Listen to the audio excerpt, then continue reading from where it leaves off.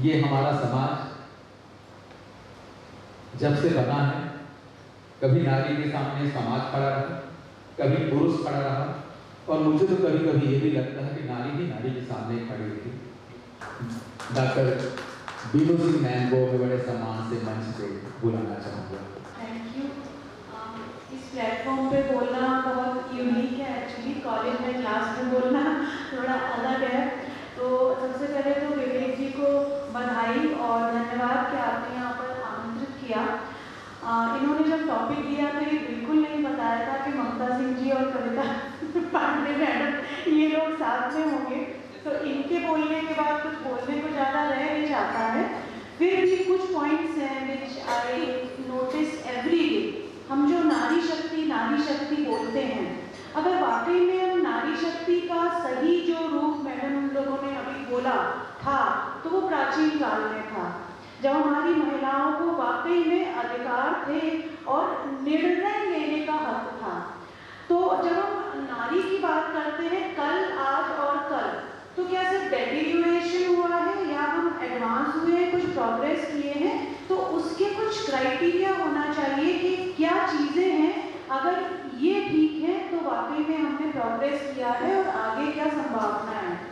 तो एक बहुत अच्छा यूट्यूब पर ही एक कोई वक्ता थी, उन्होंने बोला कि नारी नारी हम जो इक्वालिटी करते रहते हैं, और फिर वाकई में अगर कोई पैमाना होना चाहिए कि हम इक्वल हैं नारी और पुरुष। नारी की जो आज की डेट में जो पॉपुलेशन परसेंटेज है वो 48.7 है, almost half of the population.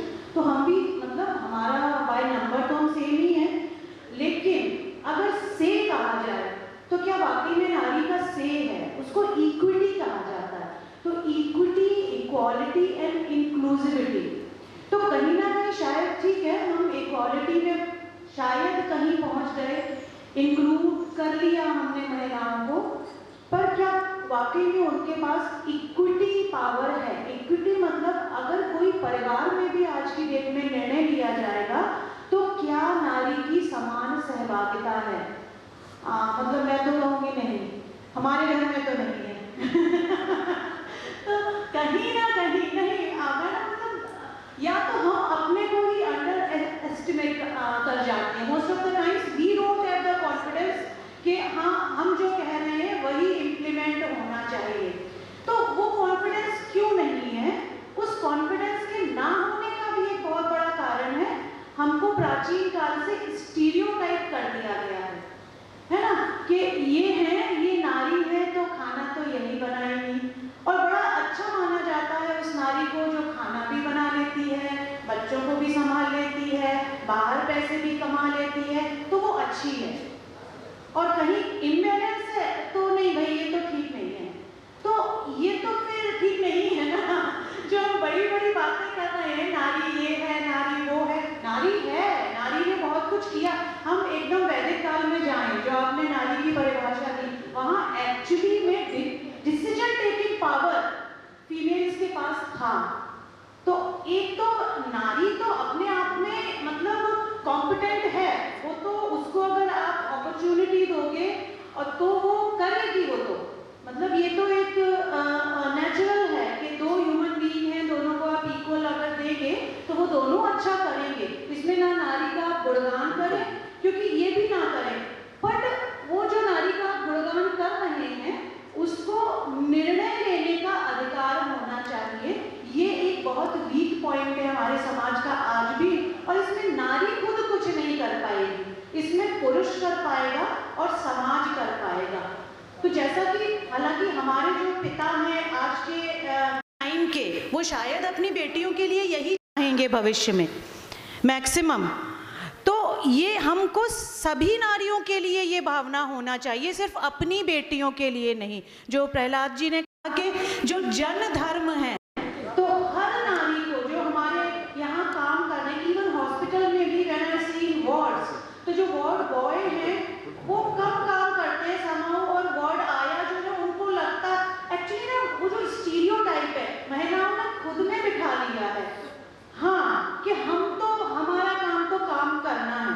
अरे भाई आप सेम पोस्ट पे आए हैं, जितना काम आपको करना है उतना काम आपके कंटेम्प्रेरी को भी, कलीग को भी करना है, तो पुरुष है तो इसका मतलब ये नहीं है आपको कुछ आगे जाके दिखाना नहीं है कि मैं नारी हूँ फिर भी मैं ज्यादा काम कर रही हूँ, या मैं नारी हूँ तो मुझे ही ये काम करना चाहिए। तो ये स्टीरियोटाइपिंग भी बंद होना चाहिए, पुरुष की तरफ से भी, नारी की तरफ से भी। हम लोगों का मेडिकल फील्ड है, काफी हम लोग लिटरेट हैं, एक दूसरे में खुले हैं, तो शायद धीरे धीरे वो अब कल्चर आ रहा है कि हाँ शायद, वहाँ भी शायद ही है, highest of the educated class में अभी भी शायद ही है कि क्या वाकई नारी परिवार में निर्णय ले सकती है। तो जब ये पावर नारी में आ जाएगा तभी नारी और पुरुष की समानता होगी, नहीं तो नहीं।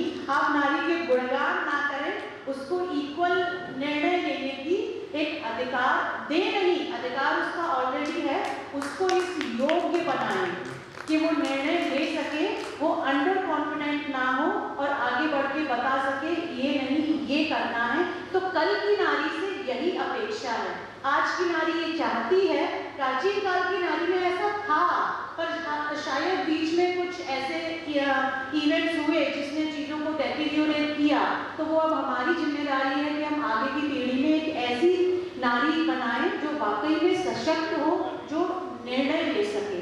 तो ऐसी ही कल की नारी की एक इमेज माइंड में है। I don't have a daughter but if I would had, तो आई वुड हैव लाइक के मेरी बेटी मतलब जो आपका डिसीजन मेकिंग का ट्री है उसके टॉप मोस्ट पे हो in every aspect, be economy be whatever. जैसे ज़्यादातर फाइनेंस में हम सोचते हैं ये तो महिला है, ये क्या मनी के बारे में डिसीजन लेगी, तो जब वो highest of the highest complicated और द मोस्ट कॉम्प्लिकेटेड वन जो भी एरियाज हैं उनमें भी डिसीजन ले पाएगी, तभी वो सशक्त नारी होगी। तो ऐसी ही कल की नारी हो, बस यही उम्मीद है।